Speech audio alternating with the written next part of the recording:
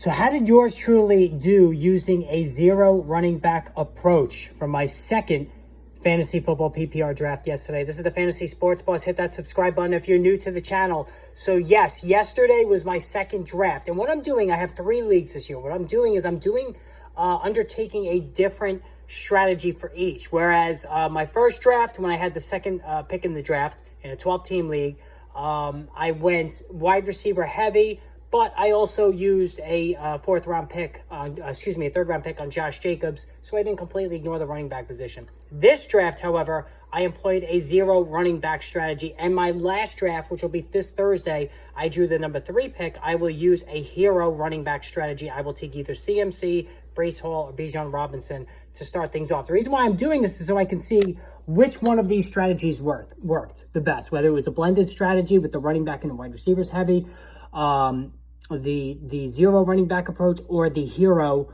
running back approach, which I'm going to start working on for Thursday. Now, as far as the draft yesterday was concerned, I had the 4th pick in this draft. So let me just pull up my team here. Now, this is a PPR league. This is a 10-team league. My other 2 leagues are 12-team leagues. This is a 10-team friends and family league, which I have won each of the last 2 seasons. So the draft results are a little bit skewed because there's 2 less people. So than a standard 12-team league. So it might seem a little different when I go over who I got and where I got them at. But the bottom line here is that I got the number 4 pick in this particular draft. And what I wanted to do is go zero running back and see how it worked out. All right. I wanted to just see what the team would look like. And this is a deep league too. This went 15 rounds with only 10 teams. So, now let me just start off by saying my first pick is going to look like a reach. All right. So I already had CeeDee Lamb in the 1 league and he's still holding out. So I was not going to take CeeDee Lamb no matter what. So I always suggest diversifying your fantasy teams. Don't have the same players on all your teams, because if they get hurt, then you're screwed across multiple leagues. So I wasn't taking CeeDee Lamb.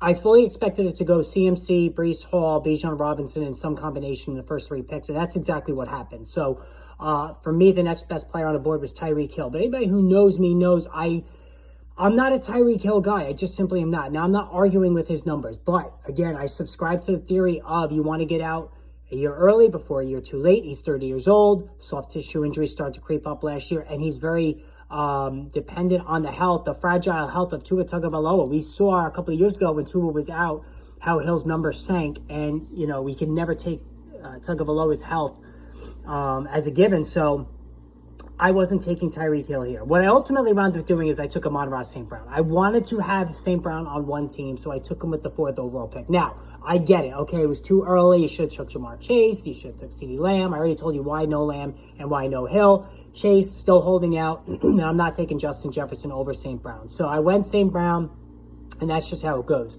Now, coming back, I wanted Drake London, round 2. Again, 10-team league. He was sitting there. I doubled up with Drake London. Now, I do have Drake London on both of my teams so far, and I'm okay with that because I really do expect big things out of him there. Still no shares of Garrett Wilson, though, so I'm a little annoyed about that. 3rd round, I went Cooper Kupp. So I started this league wide receiver, wide receiver, wide receiver. I wanted a share of Cooper Kupp somewhere. I know he's a little bit, you could say, oh, well, he's old too. You avoided Tyreek Hill. But this is a 3rd round pick, not a 1st round pick. And to get a guy who I think could be a top 5, 6, 7 receiver this year, because I really do think he's going to be the number 1 guy over Puka Nacua, who's already hurt, and get him in the 3rd round, that is a win. So my receivers in a PPR league are Studley, Amon-Ra St. Brown, Drake London, and now Cooper Kupp.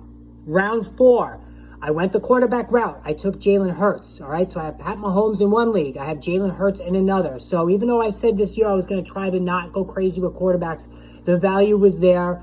And by this point, I was fully in on the zero running back strategy, so Jalen Hurts was my guy there. Round 5, time for a tight end. Trey McBride. I've doubled up on Trey McBride. I could have taken Mark Andrews there. He was available. I really gave strong consideration for that because, again, you want to diversify as best you could. But with Trey McBride, I just can't, I cannot ignore how good he could be. He could finish tight end 1. And now round 6, I took Rashee Rice. I don't think Rashee Rice is getting suspended, guys. I really don't. I think this is going to be kicked to the offseason.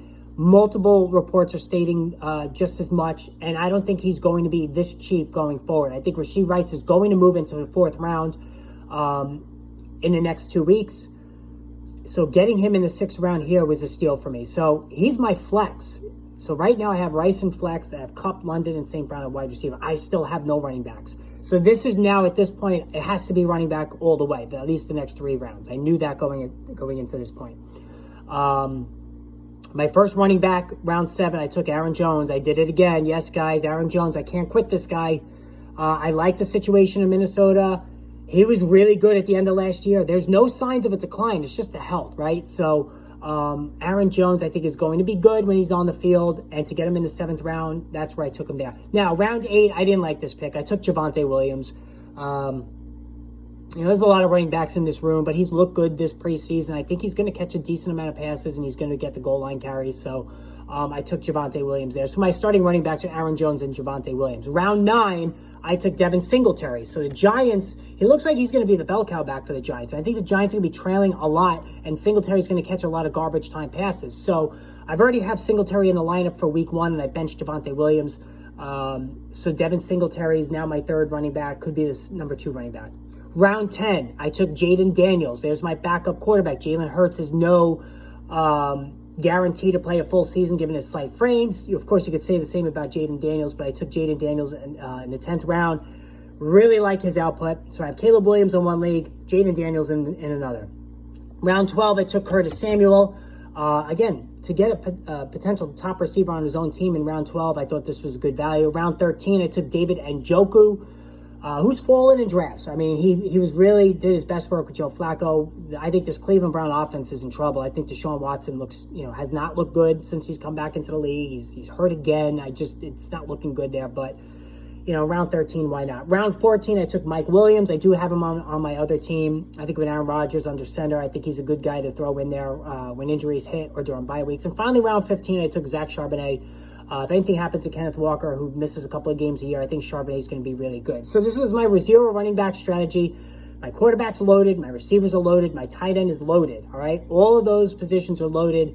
And the rest of the team, the running backs, are shaky, no doubt about it. But again, when you do a 0 running back strategy, you got to just go with... oh, no, I missed a pick, guys. I'm sorry. In round 11, I took Jaylen Warren. So I have Jaylen Warren with Devin Singletary, Javonte Williams, and Aaron Jones. I'm hoping to just cobble 2 starters among those 4 guys playing the matchups each week. So that's my 0 running back strategy. Let me know what you think. And then I'm going to do hero running back strategy Thursday. And ultimately, I'll see which one of these strategies was the best. Whether it's a blend of the 2, 0 running back or hero running back. Post in the comments below. Hit that subscribe button.